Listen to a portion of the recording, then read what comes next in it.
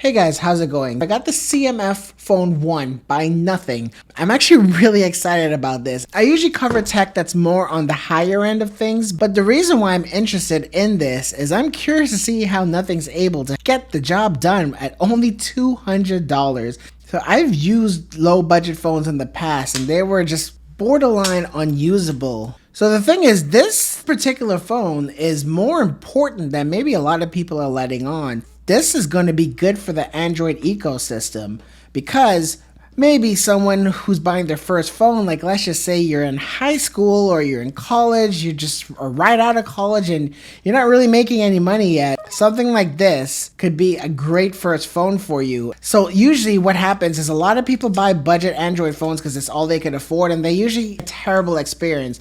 And then they just keep on saying to themselves, oh, I can't wait to afford an iPhone. And the moment they can, they end up buying an iPhone. They're just kind of left with a sour taste based off of their poor experiences with low budget Android phones. And so nothing is doing a lot more for the Android industry than it might seem at first. What I plan on doing, and this is not like a BS YouTuber thing, I really want to conduct an experiment. That's the whole point of this video. I want to switch exclusively from my main phone. This is the 15 Pro Max, and this is my Xperia 1.6. It's not even available in the United States. I had to import it. This right now is my main phone. My SIM card is in here, and it's been the only phone I've been using like for the past month or so. At some point, I'm going to do a review on this. Let me know if you want to see that. But $1,300 versus $200. So I'm going to switch out my SIM from my Sony to the CMF phone, and I'm going to make this my main phone for at least 2 weeks. Alright, so it's been about 3 days now actually, maybe 4 by the time you see this. Am I going to have to deal with too many compromises compared to like my $1,200 iPhone and my $1,200 Sony Xperia 1.6? And the answer is no. This is going to be really easy to do. Making a phone like this is just incredibly difficult. It has to be. With a lot of other phones, you can just throw a whole bunch of features at it, throw a whole bunch of costs at it, and then just pass that on to the consumer. But this, every decision has to be meticulously decided to get this phone to be $200, but not feel like it or look like it. So based off of that, let's start with the build and the design. In a world where Samsung and other Android manufacturers, well, let me not even sugarcoat it, are copying Apple, this design is a breath of fresh air.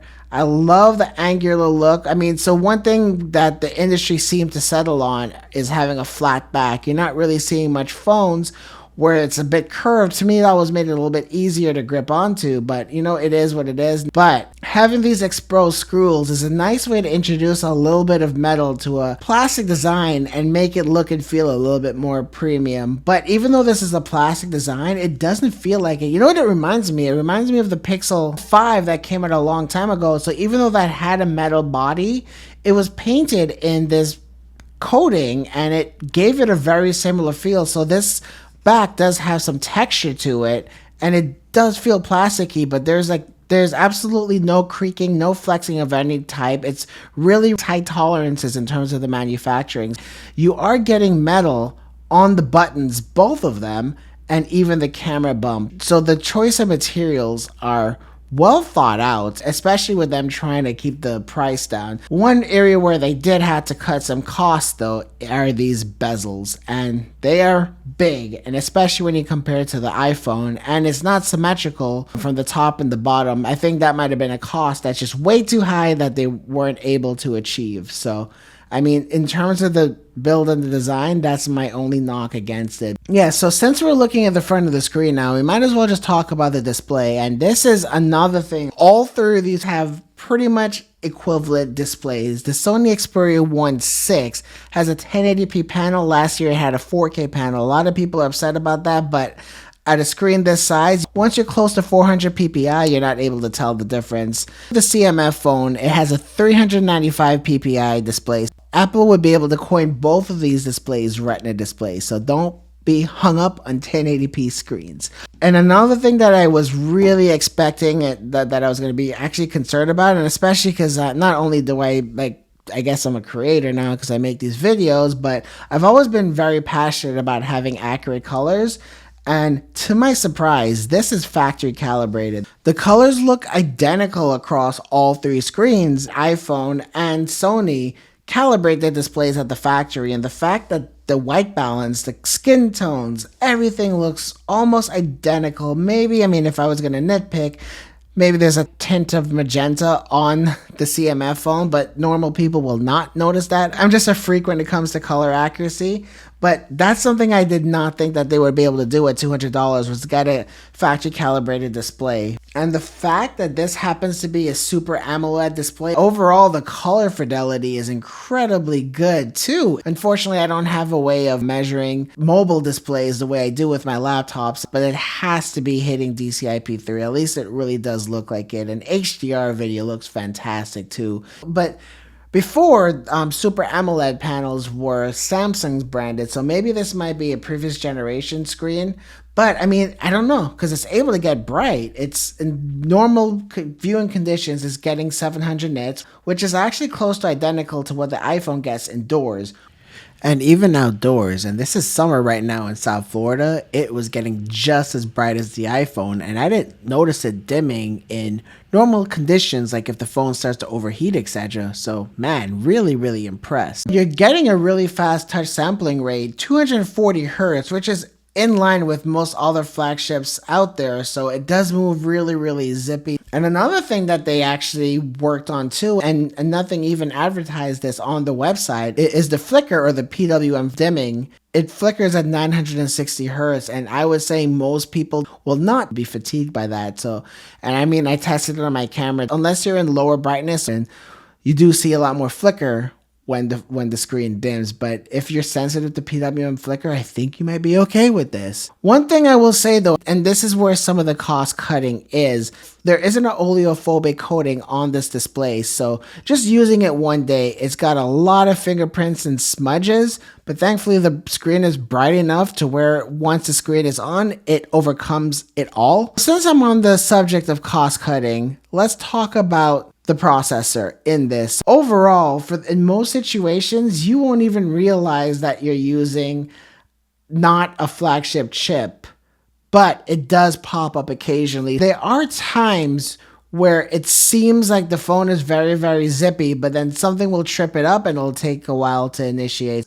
I use Microsoft to do a lot, and usually when I tap here, it's pretty instant. Here, there's just a little bit of lag. I mean, nothing is like even close to being deal breaker territory though. So what I've noticed, if you launch an app for the first time, it does take a while to boot up compared to most other phones out there. But once it's in the RAM, then it usually does a good job staying there. But overall, apps open up fairly close to each other. I mean, obviously the Snapdragon 8 Gen 3 will open up faster, but you're not missing out on too much. So unless I'm comparing them side by side like what I'm doing right now, most people will never ever notice the difference. So overall, performance and app launches have been pretty fast. Comparing these side by side, they're all launching incredibly quickly. I think where you're going to really start to see some limitations is gaming, and I didn't test any gaming. I don't plan on gaming on this phone, so I don't care about that. Alright, so one thing I want to talk about is where this phone actually excels and probably does better than most other Android phones, and that's the software. So that's one thing that Nothing didn't have to spend money on, was the software, because it's all inherited from the Nothing phone itself. It's essentially just stock Android with a little bit of Nothing flair to it in terms of some of their design elements, but it's overall stock, and Nothing is still a newer company, so they're adding more and more features to it every few months. But overall, because it's stock, it runs really fast, especially on this budget level chip. And since I also have the Nothing earbuds, it works and it connects perfectly, and I'm able to get both LDAC and LHDC. I'm really happy that they're all supported here, and it even does support aptX. When I connected my Sonos Aces to it, I did get aptX HD, not getting aptX adaptive. I think you only get that with Snapdragon chips. That's something that Qualcomm limits because they own aptX. They bought that company a while ago. But anyway, overall, headphone audio sounds a lot better than it does on iPhone, and just really happy about that. And again, $200, and you're getting all the codecs. All right, so I want to talk about the camera. So let's start off with the front-facing camera. In this picture, one of them is the iPhone 15 and one of them is the CMF phone. If you can't tell the difference, this photo here is a CMF phone and this one is the iPhone. The CMF phone does a lot of over sharpening that I don't find this photo to be as flattering as the iPhone, but in some ways the detail on the CMF phone is better. But the thing is though, once you're looking at images on the phone itself, it looks absolutely perfect, just as good as any other device. But I'm looking at this on a gigantic 32-inch 4K monitor, so I'm able to see a little bit more detail than what you may be picking up on. But the overall, the colors are good. I do like the skin tones. I think they need to dial back down the over sharpening a bit. So that's the front facing camera. So because this is a 50 megapixel camera and it does have a f1.8 aperture, you're able to get a nice background blur. And in this photo, this isn't portrait mode. This is just the natural bokeh of the actual lens itself. So really cool. And again, I love the colors. I love the processing.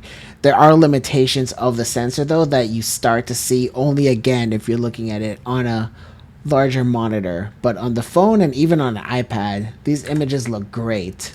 So just going through some of these, yeah, and I've tried to capture some skin tones and getting some pictures of food and stuff. The detail is really good. You got to remember though, there's no optical image stabilization, so you got to hold the phone fairly steady. But overall, it does struggle in some situations. You can see some flaring on top here. So then I took the phone downtown and just snapped some pictures there. And again, I think these photos are very usable. And again, like this is only $200. There are situations though where you're just not able to get as much detail as some other photos. And yes, I am using the camera at its full resolution. But overall, when you get a good shot, they look really good. It's very stylized, so I want to focus on this picture a little bit. It did some processing, and it's definitely kind of like a trendy way of processing photos right now, and it looks pretty good, and there's good details all around. Not the most amazing amount of details, though, as you start to zoom in, etc. But overall, not bad. When you're able to get a good shot. I mean, this is in bright daylight, though, and I was able to hold the phone steady, so you're getting a really, really sharp photo. This rivals the flagship level phones. But I gotta warn you though, not every photo is gonna be like this. This is ideal conditions, the subject's not moving, outdoor lighting, so this is the best that the camera can possibly do. The moment you start seeing movement in photos or the light starts to dim, it's not going to look this sharp. Yeah, there's some really good detail. This is where the focus landed on this jalapeno, and man, it looks really good. And again, this is all the natural background blur of the f1.8. Really happy with this. I mean, I could use this all day long, just once I only plan on looking at these photos on my phone. So just some random shots I've taken. This is like indoors. This one's a little bit blurry in the face, but you're not getting optical image stabilization, so you really have to have a steady shot, and at low light there can't be any movement or the photo will fall apart. HDR does a good job preserving things though, but overall, so like this shot here, I wasn't shaking around too much, but it wasn't able to capture a sharp image because, again, no OIS. But then the second time I was able to get it, looks much better. Overall, the low light shots in terms of the processing is really good too, and the color choices that Nothing is using to process these images are really pleasing to look at. You're just not going to get the most amount of detail as some of the other flagship phones out there, but if you're looking at this on your phone, you're probably thinking like, whoa, this is flagship level quality, and it is once you're not looking at a gigantic screen. And I have said that a lot of times. I would say most people buying this phone will be using it for that. So like, let's look at this low light shot here, just to capture, just to see some of the water and the movement, and you can start to see some noise when you zoom in here. Not something I would typically see on like an iPhone or my Sony phone or even a Galaxy phone, but again, $200. So then this is the last shot I took. And it's, everything is not bad. Like, so the thing is, even though there's no OIS, the HDR did a good job freezing the movement of these people inside this bar. So video, it is passable. Things are very shaky. It's hard for me to lock the horizon. Again, no OIS. I know I keep saying that. It's not my favorite video camera to use, but it does a good job processing skin tones, etc. So this is just me walking around in the mall, and I felt like I was holding the phone fairly steadily, but you can still see the way movement is happening. It just seems like a little bit weird and jerky, kind of like if you have a GoPro strapped to your head or something. And then here, this is some outdoor footage. This is in ideal conditions, and it looks good on a small screen. And then this is around sunset. Same issue as the same issue. There's a lot of noise. So if I was to pause and then just zoom in on these faces, you could see all the noise I'm really talking about here. But colors look good. I'm overall happy with it. It's not the most amazing video quality. It looks really jumpy and jittery. But I don't see how they could have gotten OIS at only $200. Low light video actually looks just as mediocre as it does in daytime, so it's still really noisy and you can see a lot more of that jitteriness happening there. But overall, entry level pricing, but you're getting average camera quality.